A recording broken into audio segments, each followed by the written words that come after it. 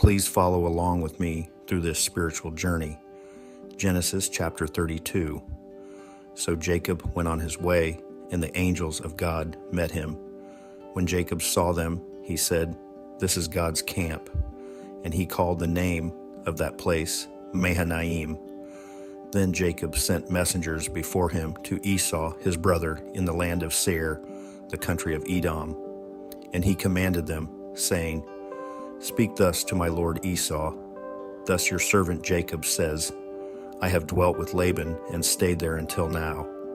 I have oxen, donkeys, flocks, and male and female servants, and I have sent to tell my lord that I may find favor in your sight."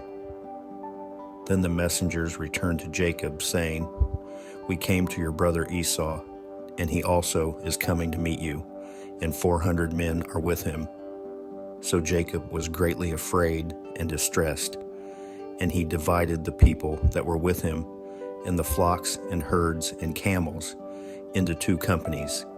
And he said, "If Esau comes to the one company and attacks it, then the other company which is left will escape."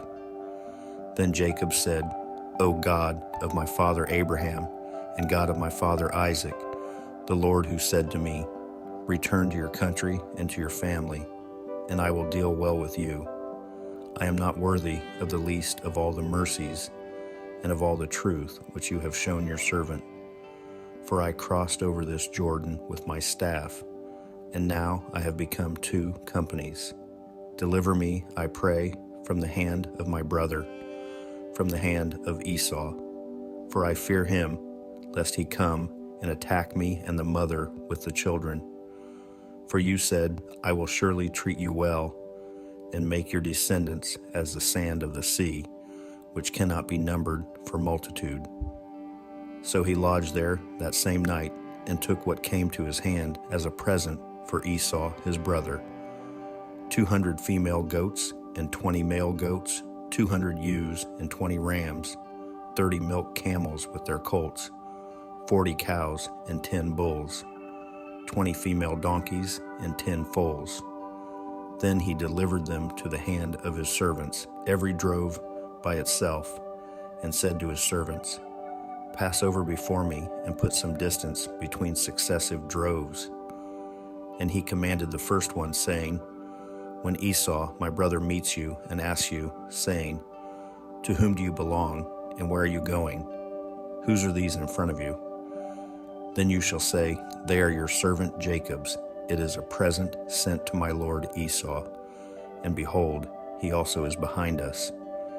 So he commanded the second, the third, and all who followed the droves, saying, "In this manner you shall speak to Esau when you find him, and also say, 'Behold, your servant Jacob is behind us.' For he said, 'I will appease him with the present that goes before me, and afterward I will see his face. Perhaps he will accept me.'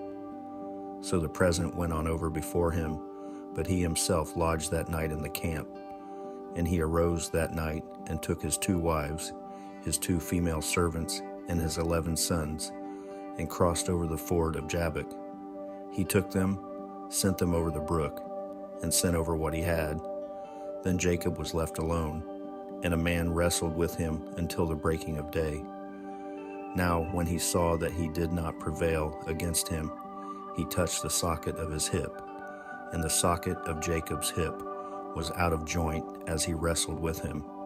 And he said, "Let me go, for the day breaks." But he said, "I will not let you go, unless you bless me." So he said to him, "What is your name?" He said, "Jacob." And he said, "Your name shall no longer be called Jacob, but Israel, for you have struggled with God and with men, and have prevailed." Then Jacob asked, saying, "Tell me your name, I pray." And he said, "Why is it that you ask about my name?" And he blessed him there. And Jacob called the name of the place Peniel, for I have seen God face to face, and my life is preserved. Just as he crossed over Peniel, the sun rose on him, and he limped on his hip. Therefore to this day the children of Israel do not eat the muscle that shrank, which is on the hip socket, because he touched the socket of Jacob's hip in the muscle that shrank. Please like and share with your family and friends.